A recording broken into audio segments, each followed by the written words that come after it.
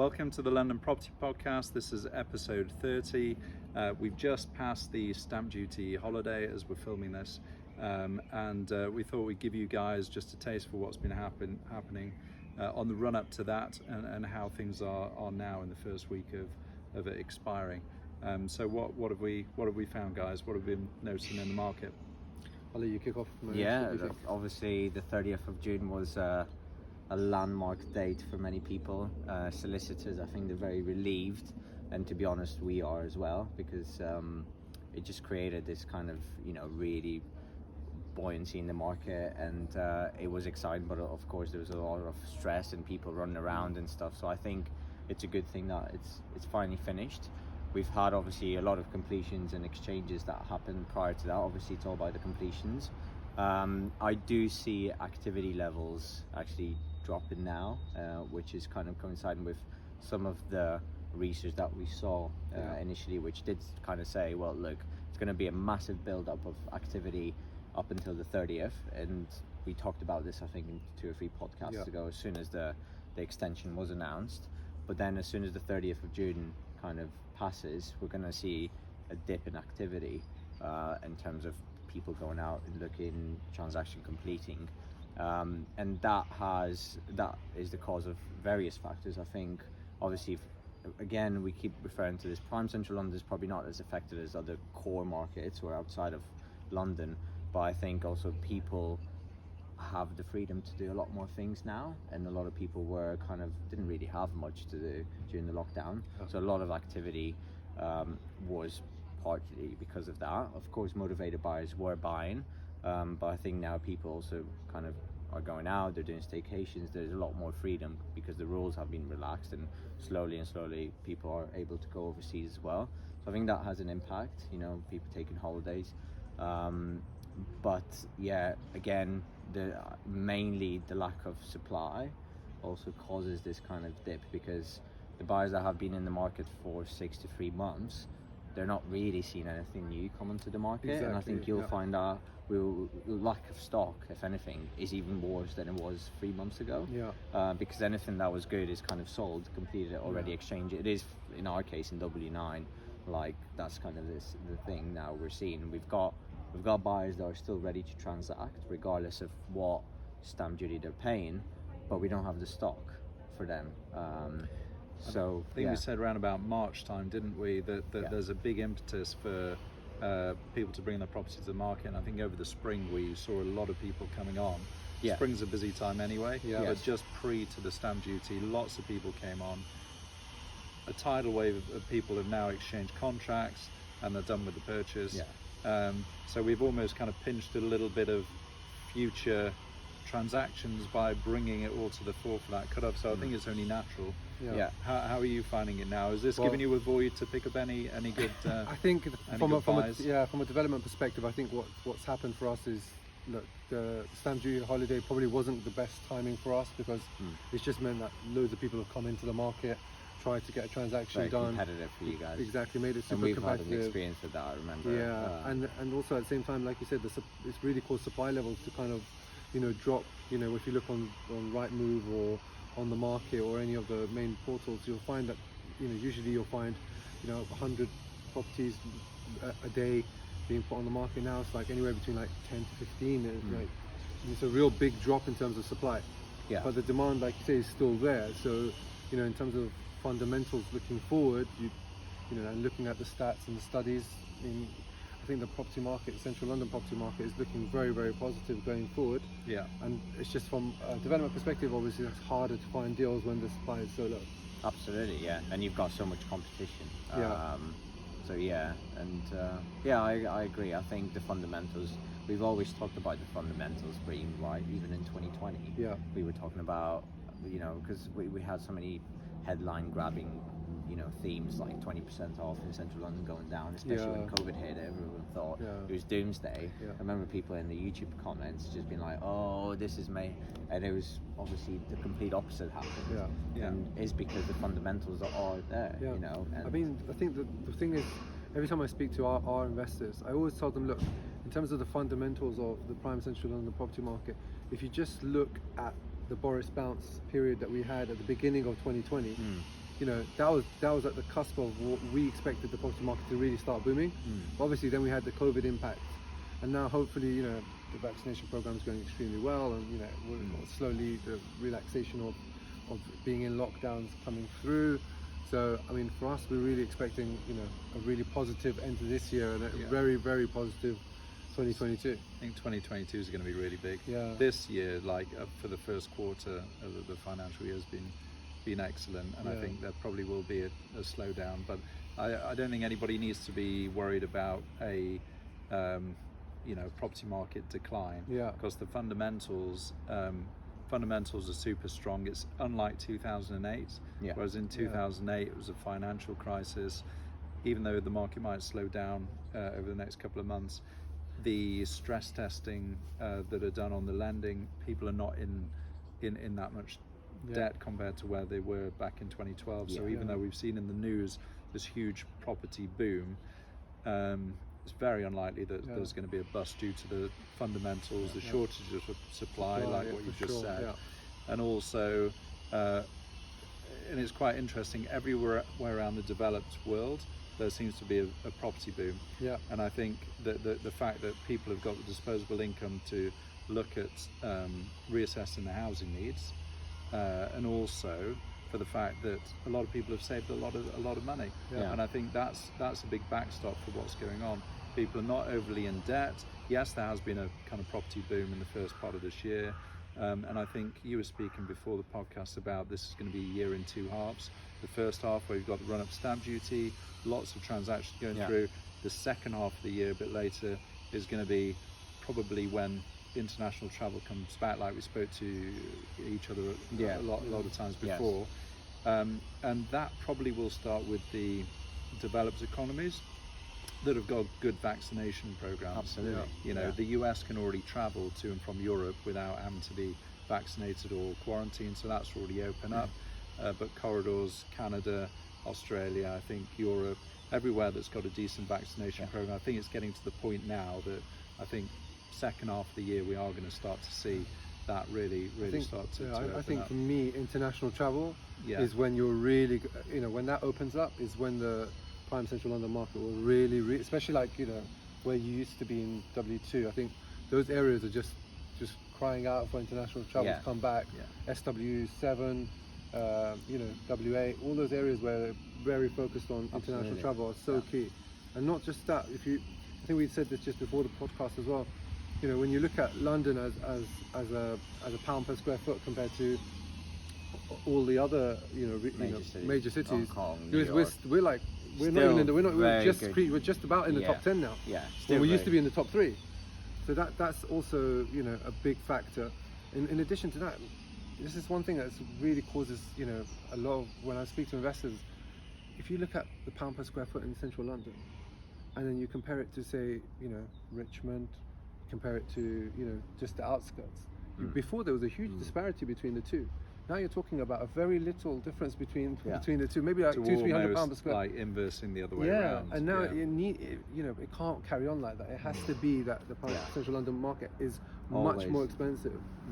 So, but that's exactly what we said in 2 vlogs ago. Prime central London's already bottomed out. Like it's the best value it's gonna be ever. You know, it's gonna go up from here. We've had everything priced in, and obviously, No, I was just going to say, in terms of another positive thing that I didn't speak about before regarding fundamentals, I read, like, I think it was yesterday, that mortgage brokers and banks, effectively lenders, they're going to be having a mortgage war apparently, because it's kind of mortgage applications have slowed down. So obviously supply and demand, they've got a lot to lend, they need to compete, so they're going to kind of cut rates, because rates had kind of gone up a little bit, hadn't they, over the past year, in terms of, you know, lending has been cheap, isn't it? Like if you look across the board, it's ridiculously cheap. Like, you know, I mean, but that could help stimulate the market as well, couldn't it? 100%. I've got clients who are basically into I've got a client who's like, I've got a 5-year fixed at 1.19, which is insane, absolutely nuts. And he's like, unless I sell for this really high price for a mega flat, I'm going to refinance Yeah. because I'm happy in the property. I mean, 1.19, that's historic. Yeah. Like, you know, But that's the the- borrowing monies. Yeah. Well, that also causes, you know, supply to kind of slow down as well. Because, like you said, he didn't need to sell. Doesn't he? If So, yeah. lending Exactly. was lending was tough, Yeah. or harder, or more expensive, then he would put it on the market, Yeah. and then you'd have more transactions happening. Yeah. The reality is, because lending is so cheap, people will think, look, let me just Let hold on us to it. refinance Yeah, and wait for exactly. 2 years. Yeah. And worst case Um, scenario, if they do need to move for whatever reasons, they can rent it out if the rates are so cheap compared to what the property will rent for. There's going to be a decent spread and headroom for That's people, exactly so it. there's no kind of pressure points. Yeah. When we talk about the fundamentals, no pressure points for people really needing to Definitely. sell. Yeah, for sure. Unless So- they find something that they're either upgrading to downsizing, Yeah. or they're really pushed out of the property because it's no longer suitable for them. It again plays onto the lifestyle changes we talked about. If you don't have outside space, I think after the last lockdowns, people really kind of like, I'm gonna have to move somewhere where, you know. So unless those people are forced to move, then why would, you know, this guy's got outside space. That's why this property is so appealing. We're Yeah. sat in the communal garden at the moment. I know, new sunshine. location, new Yeah. location, yeah. Well, I was just going to add one last point is, I mean, the problem with central London is, one, people are not that desperate to sell. I read a stat that over 60% of properties in prime central London are cash, don't even have a They don't mortgage on even- them. yeah. So if you look at that, I mean, that's why this area has been, people you're not seeing that kind of like desperate supply of property. For a lot of people, I know in the area that I work, the sellers will say, well, if I sell my property, what am I going to do with the money? Because if inflation Exactly, is running at 3-4% Yeah. and the money's in the bank, it's not the best place to Yeah, kind of have exactly. it sat. So that's holding cash at the moment. I It's mean, not look a at the good price idea. of gold, Yeah. where it's gone. Like particularly recently, it's up a lot, and I think that's because people are actually concerned about holding cash For sure. with all the inflation in the system. And property should be sat in the same boat as a hard asset, right? I've also got a lot of friends who are in the stock market, and a lot of them are like, they're starting to pull their money out because they just feel like there's a bit of vulnerability in terms of prices. Well, And where are they there's going to put it? I mean, it's Well, got to go. that's what they're all looking at now. Property. They're all looking at property Cash, and thinking, you know. look, that's now the safe investment It's a lot. to put. I mean, look, I think Marius, you confirmed this. Like, since I can't remember the days when St John's Wood or Maidavale was like you could pick up stuff for £1,000 a square foot, maybe slightly under now. I mean, that has to be insane. Yeah, it's incredible, value. Yeah. 100%. And even W2, there's so much good I mean, value we in central London. we bought a flat in W2 for £745 a square foot, which is nuts. a 2-bedroom. Yeah. It ticks all the boxes you want. Yeah. Look, it's an incredible value. I think, you do need to know the right people, because course. the stuff that comes on the market isn't exactly Of course. what the kind of value you're looking Yeah, for. I know. A question for you guys, just obviously conscious of providing some value to anyone who's watching this. If you are a buyer Yes. in central London, when do we think, from your opinion, when do we think that supply of properties is going to get better? As soon as sellers think that they're going to get more money for the property. When do we have like an idea? 6 months, 9 months, next year? I think the fact of the matter is, at the moment, we've at least exhausted 3 months of supply in advance. So I think it needs at least 3 months for supply to catch up with the amount of transactions that have happened. Yeah. So if anything, I'd give it at least 3 months for supply to kind of catch up. That's my instinct, and not based on much. It's just the way I see that transaction levels have happened so quickly, so fast over a short period of time. Yeah. It needs that time to kind of catch up. And I mean, I've obviously stamp duty ended a week ago, and just looking again regularly on Rightmove and Zoopla, the number of properties that are coming on now is still very low. It's gone like down. You're talking about, like, we were talking about it in the office the other day. Yeah. Exactly, and that point is like, we haven't seen anything good come on the market in the last 2 to 3 weeks. Yeah. Nothing that you think, oh, that's a great property. There's a buyer for that out there. Yeah. Nothing really.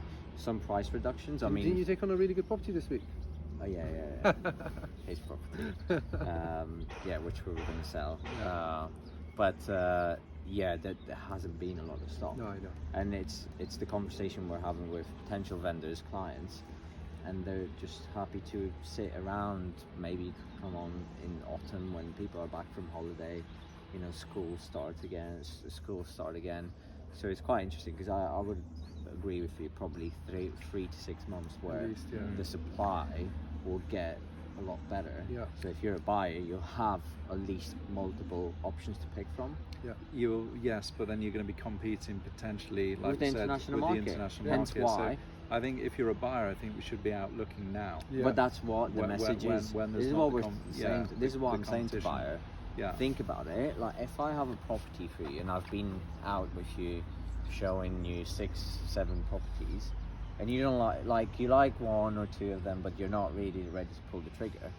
There's not going to be a better property come onto the market, because I hear some people and they say, oh, I'm just going to wait to see for something better to come on the market. And you have to be very frank with people in saying, well, there isn't going to be much coming onto the market, because we speak on the other side with the potential sellers and they're not coming onto the market. They have no intention to do so.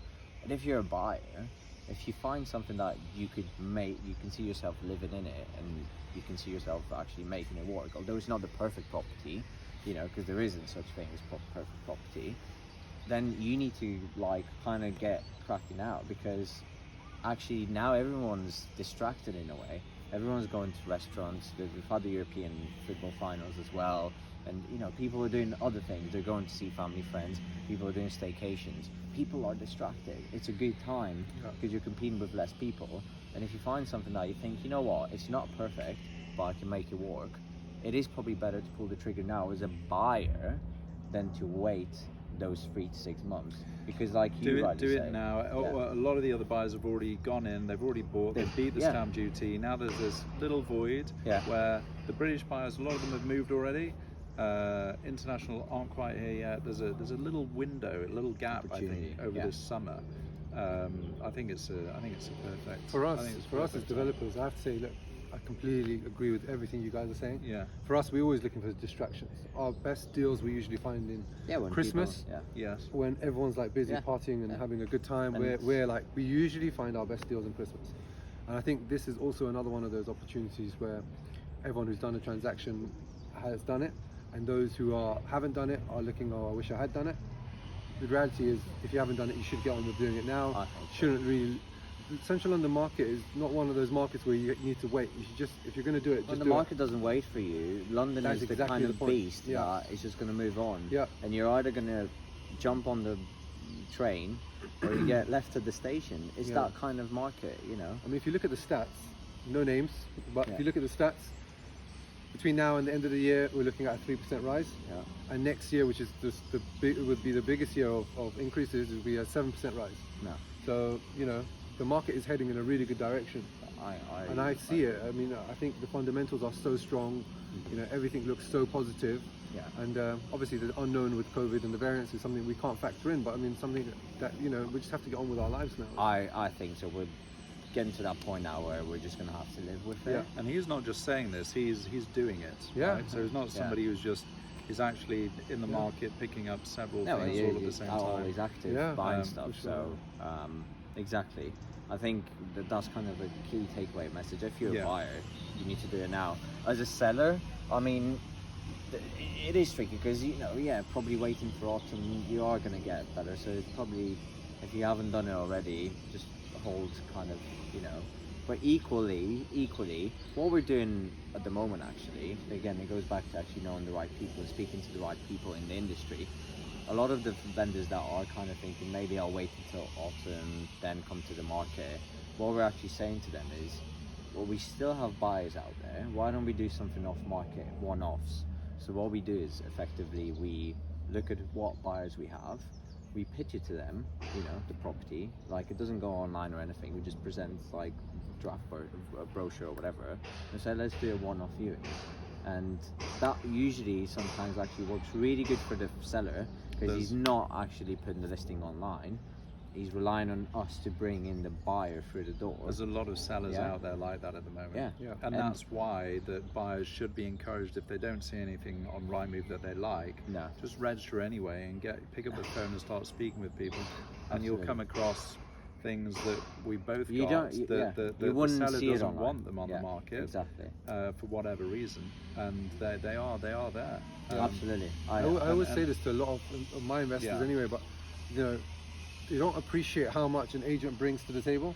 A good agent brings let me repeat that. A good agent because brings there's to a the lot table. of No, I completely junk agree out with you. there in the market. But I like these two, like one of the best agents out there. No joke. I'm not just saying that because I'm in the podcast, but they always don't just bring one property to the table.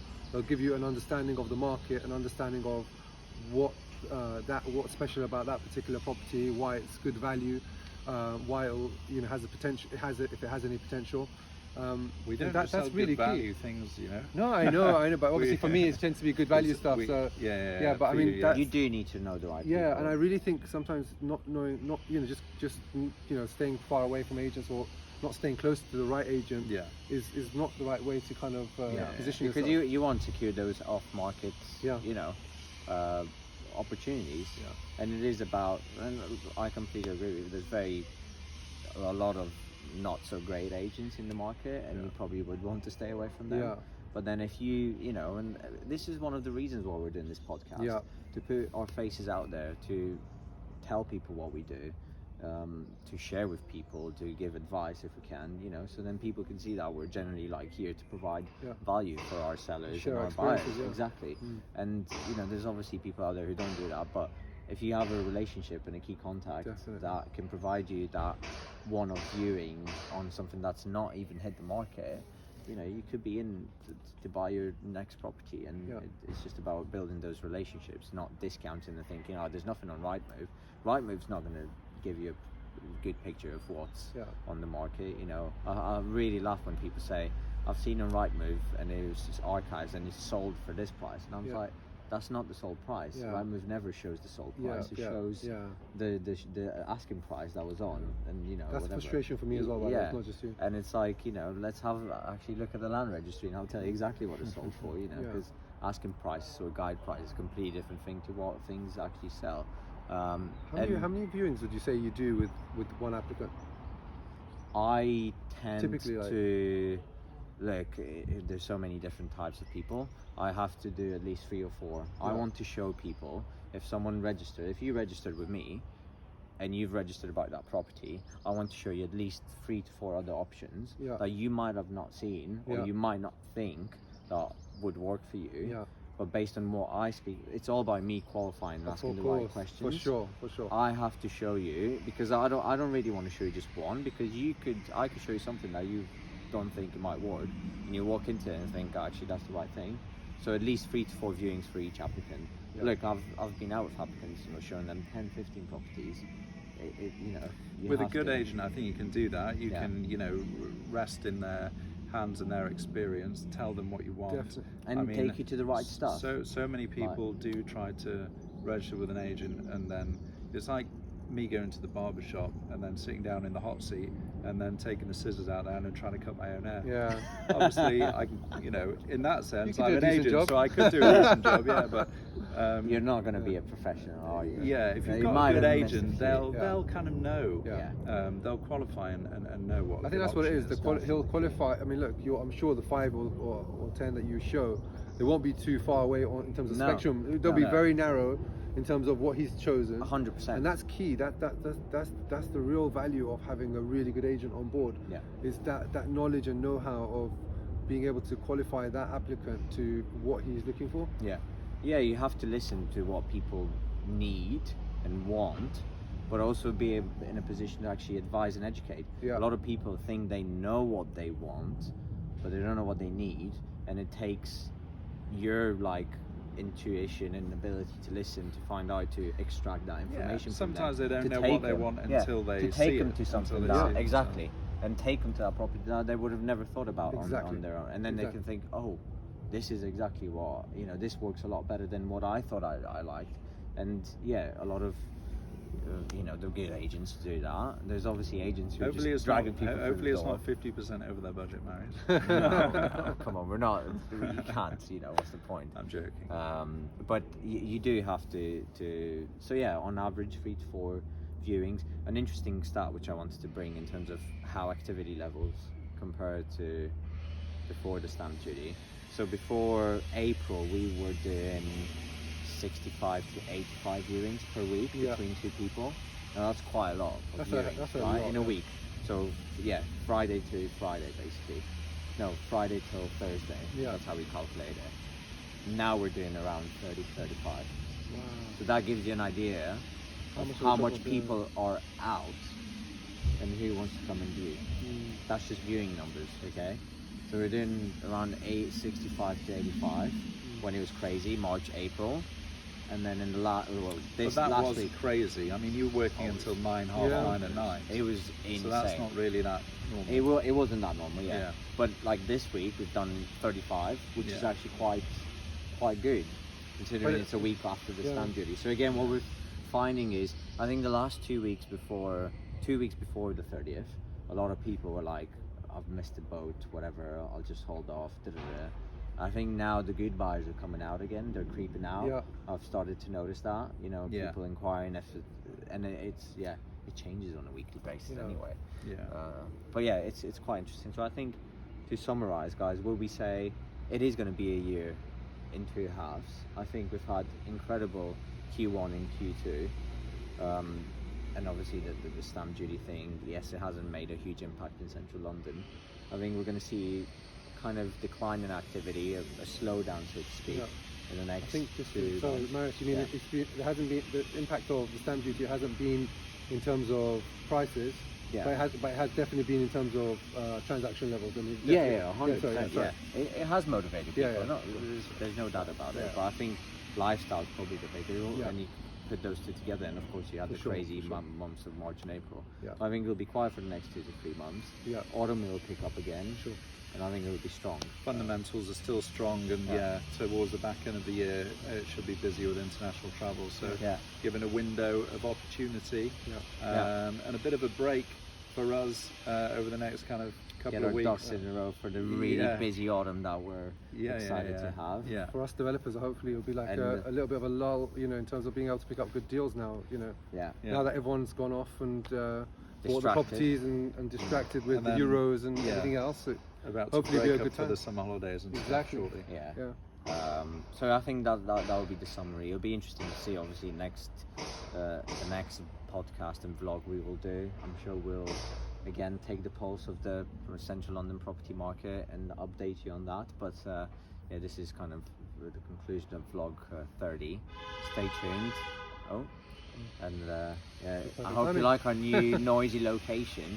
Let's hope the audio is quite decent. But anyway, we'll see you guys next time. Thanks for paying attention, and stay safe. Bye.